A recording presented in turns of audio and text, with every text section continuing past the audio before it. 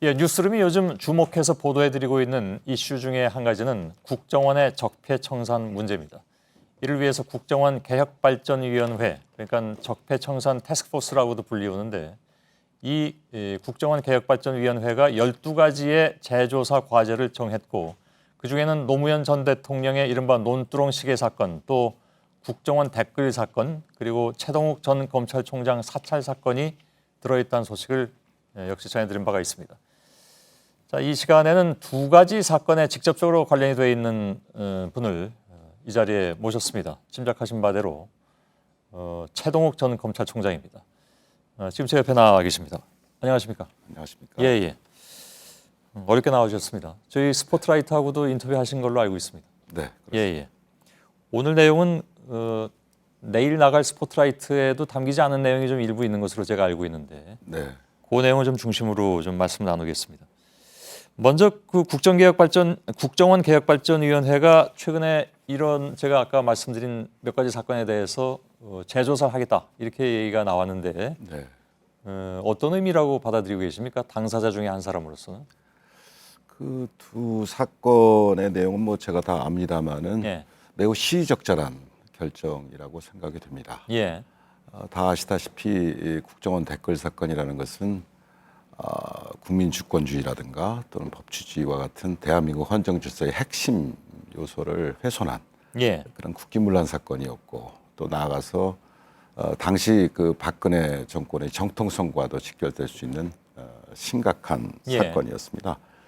그럼에도 불구하고 국정원에 대한 압수수색이 거부당했었고, 또 엄청난 그 비협조, 또 증거인멸 예. 이런 것이 쭉 연이어졌던 사건이었습니다. 물론 당시 제가 수사지를 했었습니다만. 예. 예. 그러면 그 당사자로서 두 가지 사건에 대해서 스스로 가장 의문이 남는 점이라든가 네. 아니면 이번에 꼭 이 부분은 실체를 밝혀야 된다라는 부분이 있다면 어떤 게 있을까요? 네. 저는 가장 핵심은 당시에 국정원의 데이터베이스를 압수수색을 못했다는 것입니다. 예. 예. 근데 제가 알고 있기로는 국정원의 데이터베이스라는 것은 삭제가 어렵고 아마 대부분의 자료가 지금도 존한되어 있을 것으로 생각이 됩니다. 예. 그래서 지금 이 시점에서는 감찰실에서 자체 조사를 한다고 하니 그런 부분들에 대해서 자체적으로 조사를 해서 예. 관련자를 일체로 추출해내고 그래서 관련자들에 대해서 충분한 전수 조사를 한다면 예.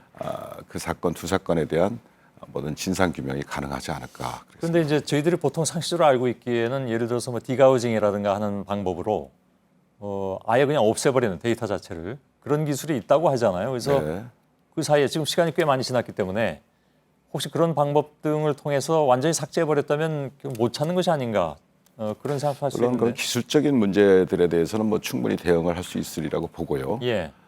만약에 그 원천적으로 전부 디가우징해서 지워서 복구가 불가능하다. 그렇다면 또 그에 관한 흔적이 남아 있을 것입니다. 예. 예. 또 그렇다면 그 부분에 대해서도 처벌을 해야 될 것이고. 그러니까 네. 그 내용을 증거인멸. 정확하게 볼 수 없다 하더라도 적어도 지운 흔적은 남아 있을 것이다. 그렇죠. 지운 흔적이 남아 있고 또 지운 사람들에 대한 책임 문제 추궁이 가능할 것이고, 그걸 말하자면 증거인멸하라고 지시한 사람들이 결국은 또 책임이 있지 않겠습니까? 예. 네. 알겠습니다. 그 국정원 댓글 사건의 경우에 뭐 굉장히 중요한 사건이죠. 아까 말씀하신 대로. 그래서 당시 원세훈 국정원장하고 김영판 서울경찰청장 두 사람에 대한 공직선거법 적용 여부를 두고 굉장히 논란이 있었습니다. 네. 우리가 다 기억하는 것처럼 윗선으로부터 상당히 그 압박이 있었던 것으로 저희들은 알고 있는데 네. 그 압박의 실체를 지금부터 말씀해 주실 수 있습니까? 물론 제가 전직 검찰총장으로서 그 당시 직무상에 있었던 문제들에 대해서 예. 구체적으로 이렇게 공개적으로 말씀드린다는 것은 적절치 않습니다. 쉽진 않겠죠. 네. 그러나 그 요체만 간단히 말씀을 드린다면 예. 저희들 입장에서는 원칙에 따라서 이제 수사를 진행을 했었고, 예. 물론 압수수색을 하지 못했습니다만 국정원을 그런 한계는 있었습니다만은 그렇게 수사한 결과 원세훈 전 국정원장과 김영판 전 서울지방경찰청장에 대해서 공직선거법 위반 등 관련 혐의들이 인정이 된다. 예. 라고 많은 그 회의를 했었습니다. 서울중앙지검 수사팀과 대검이 제 주재로도 하고 서울중앙지검장 주재로도 하고, 그래서 그러한 회의를 한 결과 이건 공직선거법 위반도 충분히 인정이 된다라는 판단을 해서 법무부에다가 이제 수사 계획을 처리 계획을 보고를 했었습니다. 예. 보고를 했었는데 그때부터는 이제 이제 특히 공직선거법 위반 적용은 곤란하다. 예. 또 구속도 곤란하다라는 그러한 여러 가지 다각적인 어떤 그 말들이 있었던 건 사실입니다. 그 곤란하다라는 말은 어디서 왔습니까? 그건 구체적으로 제가 말씀드리기는 어렵고 예. 당시 청와대와 법무부 쪽이라고 얘기를 하면 되겠습니다. 예. 네. 뭐 그 정도면 이미 구체적으로 상당 그 말씀하신 셈이긴 한데 다만 지금 말씀하시기 어려운 것은 특정 인물에 대해서 말씀하시기 어렵다는 그렇습니다. 그런 얘기죠. 네. 검찰총장에게 직접 그런 얘기가 왔습니까? 뭐 저한테도 왔고 수사팀에도 왔고 예. 또 지휘관을 통해서도 다각적으로 왔었던 걸로 당시 기억이 됩니다. 검찰총장에게 그런 얘기가 직접 왔을 정도면 그 얘기를 한 사람은 적어도 검찰총장보다는 상위에 있는 사람이 아니겠습니까? 그건 뭐 짐작하시는 대로 겁니다. 예. 그러나 말씀은 하기 좀 어렵다. 그렇습니다. 네. 답은 그러나 대충 나와 있습니다. 예, 알겠습니다. 국정원 댓글 사건에서 가장 논란이 됐던 것이 그 당시에 선거 직전에 있었던 일. 이건 뭐 그 당시 겪은 분들은 다 알고 계신 내용입니다. 불과 대선 3일 전에 밤 11시에 김용판 당시 서울경찰청장이 중간 수사 결과를 발표를 했는데 이건 뭐 당연히 선거에는 굉장히 막대한 영향을 끼칠 수 있는 내용이었죠. 국정원 댓글 공작은 확인하지 못했다. 이런 내용이었습니다. 결과적으로는 잘못된 내용을 발표한 것으로 물론 드러났습니다만은 그런데 공직선거법과 직권남용 등의 혐의로 기소된 김용판 전 청장이 2013년 1월에 죄송합니다. 2015년입니다. 1월에 대법원에서 무죄가 확정이 됐습니다. 그러니까 그렇게 하시려고 했는데 결국은 그 몇 년 뒤에 무죄가 돼버렸거든요. 그래서 이 상황을 어떻게 봐야 될 것인가? 그러니까 선거에 개입하고 수사를 방해했다는 합리적인 의심의 증거가 없다. 근데 최동욱 전 총장은 그 당시 총장 당시에 이 사람들을 기소하려고 했단 말이죠. 어떤 괴리가 있는 겁니까? 그 부분은 물론 사법부의 판결에 대해서 예. 전직 검찰총장으로서 코멘트한다는 것은 적절치가 않습니다. 예. 다만 한 가지 저희 개인적인 생각을 말씀을 드린다면 예. 무죄 판결 난 이유 자체가 뭐 여러 가지 이유가 있을 수 있겠습니다만은 그 중에서도 김연판 서울지방경찰청장의 고의와 또는 동기가 예. 충분히 소명되지 않았다, 입증되지 않았다, 뭐 그런 이유가 있지 않았다 생각이 됩니다. 예. 근데 그거와 관련해서는 이제 저희 재직 중에 그 국정원 수사팀에서는 그 부분을 충분히 보강하기 위해서 수도 없이 많은 사람들의 그 관련자들의 그 통화 내역을 조회해서 분석했고 예. 또 그 중에서도 차명폰까지도 전부 찾아서 수사를 했었습니다. 이른바 대포폰. 그렇죠. 예. 그래서 그런 차명폰의 임자가 누구냐 이제 그런 것을 찾아내는데 상당한 시간이 걸려서 예. 나중에 이제 밝혀냈었습니다. 그래서 그 부분에 대해서는 이제 예를 들면 국정원이라든가 당시 경찰이라든가 또는 한나라당 그 캠프 속의 정치인들이라든가 예. 이런 관련자들 사이에 그 하루 이틀 전부터 엄청난 통화 내역이 포착이 됐었고 예. 물론 그 통화 내용까지 저희가 확인할 수는 없었습니다만은 그런 통화 내역 분석 결과로 봐서는 예. 그 당시에 서울지방경찰청과 그 당시 한나라당 캠프 쪽에서 얼마나 많은 그 긴밀한 교신이 있었는가라는 예. 것에 대한 중대한 정황 증거라고 저희는 판단했습니다. 예. 근데 그 부분이 뭐 나중에 언론 보도를 제가 퇴임한 뒤에 보니까 그 부분이 뭐 증거로 제출되지 않았다는 말도 있고 제가 예. 뭐 확인해 보지 못했습니다만은 그래서 만에 하나 그런 증거 자료들이 법정에 현출되지 못했다면 예. 그런 부분은 굉장히 공소유지에도 직접적으로 영향을 줄 수 있는 예. 중차대한 문제라고 생각합니다. 지금 말씀하신 내용은 굉장히 좀 주목이 되는 그런 내용인데요. 저희들이 잘 그동안에 알지 못했던 내용이기도 하고 정리를 하자면 서울경찰청장 김용판 당시 네. 서울경찰청장이죠. 그리고 국정원, 한나라당 이 몇 각으로 삼각 사각으로 굉장히 많은 통화량이 있었다. 네. 사건 수사가 벌어지고 있을 때 그 많은 통화량이 있었는데 그 통화 기록이 지금 증거로도 제출 안 되고 어디론가 사라졌다는 얘기입니까? 사라졌다는 이야기는 제가 확인한 바가 없고요. 예. 그 당시에 제가 그 부분에 대해서 충분한 보고를 받았었고 그 다음에 제가 사퇴하기 전까지는 당연히 그 부분은 중요한 증거로서 제출될 것이라고 생각을 했었죠. 예. 네. 근데 그 뒤에 어떤 사실 뭐 통화 기록만큼 중요한 것도 없으니까요. 네, 그 뒤에 어떤 식의 대처가 됐는지는 제가 확인은 하지 못했습니다. 예. 통화 내용을 아까 모르신다고 말씀하셨는데요. 통화 기록과 물론 통화 내용을 다 알 수는 없는 상황도 있지만 그렇게 많은 통화량이 있었다면 그중에 일부라도 통화 내용을 알 수 없었을까요? 통화 내용은 저희가 감청을 하지 않는 한 알 수는 없지요. 예. 네. 일부라도 드러난 것은 없었다. 다만 통화 시간과 누구와 통화했는지 예. 그런 분석대로는 있었던 걸로 알고 있습니다. 그것이 수사 중에 이루어진 통화들이었기 때문에 그 며칠 상관의 일입니다. 그러니까요. 네.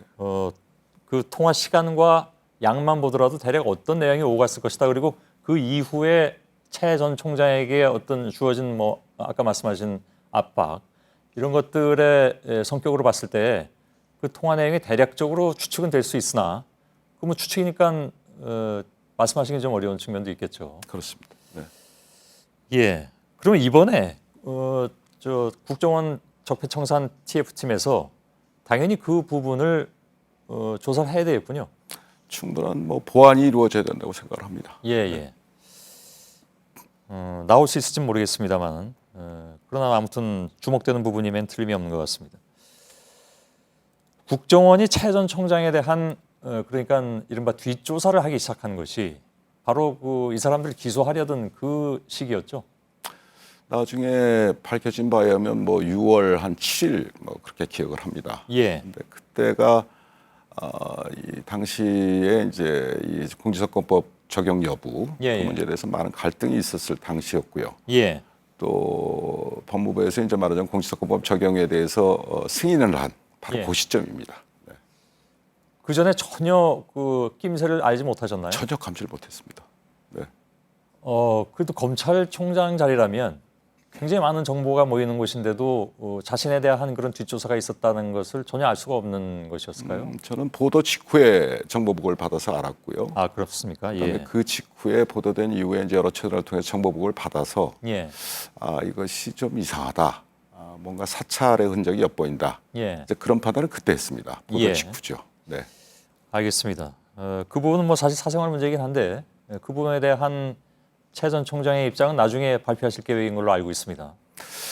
지금 그 부분에 대해서는 뭐 여러 가지 저한테는 개인적인 아픔이 있는 문제이기도 예, 하고 또 지금 이 자리에서 그런 말씀을 하시니까 2013년 당시에 그런 아픔이 떠오릅니다. 예. 아프지만 또 마침 이런 자리에 제가 공개성이 나오게 됐으니까 예. 그 부분에 대해서는 최소한의 골격이라도 말씀드리는 것이 전직 총장으로서의 도리라고 생각을 합니다. 예. 박근혜 정권이 권력을 이용해서 저희 신상을 털기 시작한 것이 2013년 6월로 알려져 있습니다만 예. 제가 그 문제를 개인적으로 정리한 것은 그로부터 3년 6개월여 전이 2010년 예. 2010년 초경입니다. 초경이고 뭐 구체적인 내용에 대해서 이 자리에서 말씀드리는 건 적절치 않다고 생각을 하고요. 그런데 이제 그때 당시는 저희 큰 딸이 이제 갑자기 22년간 아프다가 갑자기 갔을 때고, 그래서 상당히 그때 저도 그렇고 가족들도 그렇고 정신을 못 차리고 있을 때인데 예. 그 무렵에 제가 이제 개인적으로 정리를 했었습니다. 정리를 했었고 또 2013년 9월 6일 날 조선일보 보도 이후에 이제 그 아이의 친자 여부에 대한 논란이 예. 여러 달 동안 진행이 됐고 그 이후에 그쪽하고 제가 이야기를 해서 아이가 그 말하자면 사춘기니까 예. 사춘기니까 성인이 된 후에 DNA 검사를 해서 예. 확정을 짓기로 하고 그래서 만약에 사실로 밝혀지면 그에 따른 뭐 당연한 책임을 지는 걸로 그렇게 합의를 했습니다. 예. 합의를 했고 혹시 몰라서 그런 부분에 대해서는 여러 가지 금전적인 합의도 했었던 걸로 돼 있습니다. 예. 또 합의는 지금도 유효하고 하지만 저는 공인으로서 당시에 그 정의로운 검찰을 바라던 국민들의 그런 열망을 저 개인의 어떤 일신상의 사유로 인해서 그런 열망들이 좌절된 것에 대해서 공인으로서 지금 생각해도 몹시 국민 여러분들께 죄송하게 생각합니다. 예. 죄송합니다. 예. 또 아울러서 총장 이전에 뭐 저를 평생 믿어주고 보좌해왔던 내조해왔던 제 처라든가 또 두 딸에 대해서도 가장으로서 굉장히 많이 미안하고 예, 또 가슴 아프게 생각을 합니다. 알겠습니다. 뭐 개인적으로는 뭐 쉽지 않은 얘기실 텐데 아무튼 하셨군요. 네. 보충 질문 드리지 않겠습니다. 네. 예. 최동욱 전 총장이었습니다. 여기까지만 좀 듣겠습니다. 고맙습니다. 감사합니다. 예.